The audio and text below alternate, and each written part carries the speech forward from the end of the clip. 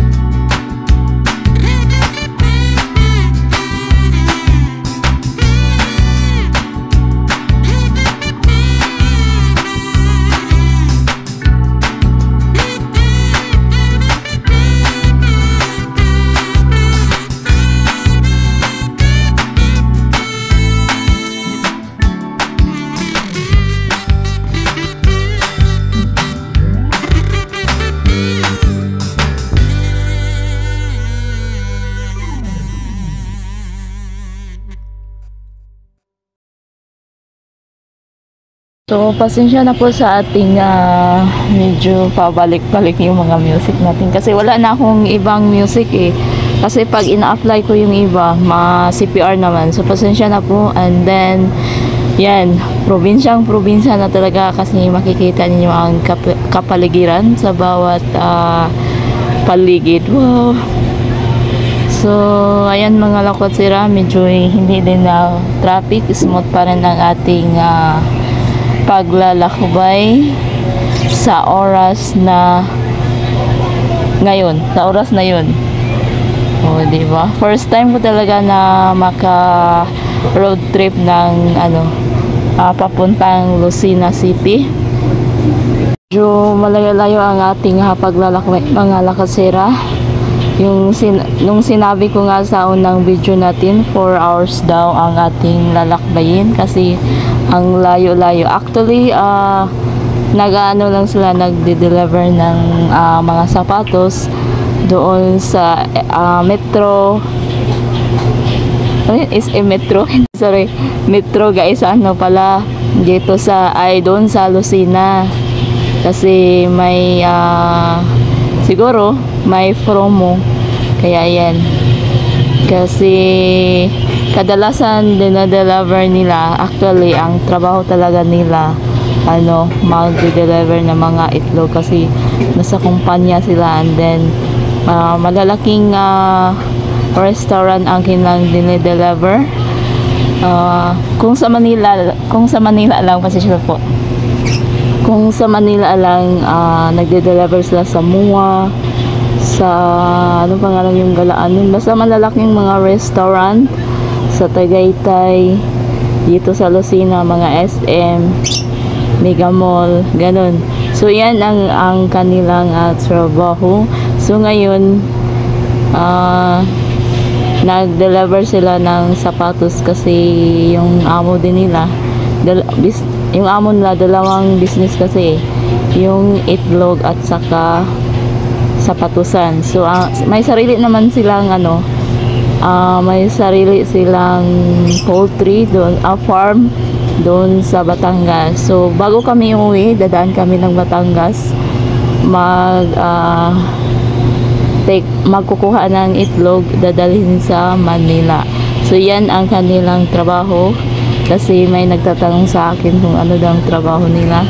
Palagi daw lalakbay. So yan ang trabaho nila, nagde-deliver ng mga itlog sa mga malalaking kumpanya. And then ang may sarili silang poultry na doon sa Batangas. Nung hindi pa kami nasunugan, sila ang na-assign sa Batangas, kukuha ng itlog doon, dito sa Budiga sa Manila. So ngayon nag-iba yung schedule nila kasi ang dami-dami nila. Ngayon para hindi malugi yung bago kami uwi, dadaan kami ng Batangas para parang hindi malugi ba. So ayan, nakita na natin ang mga ang dinadaan nating may mga kahumayan. Kahumayan. So ayan mga lakotsira, kaya kung malayo ang kanilang deliveran, yan, sumasama ako, kagaya ng Tagaytay dito sa Lucena, sa Quezon Province. Sa Quezon Province hindi pa ako mismo So first time din nating makaano dito. Kasi nalaman ko nga na maaga sila pag maaga sila mag-deliver, yun, malala yung lugar ang kanilang deliveran. Pasensya na po sa ating medyo tayo sa pag voice over.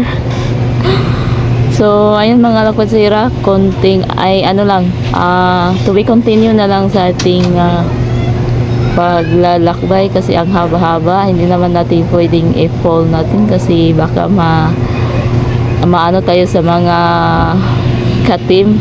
So yan lang mga lakotsira, maraming salamat.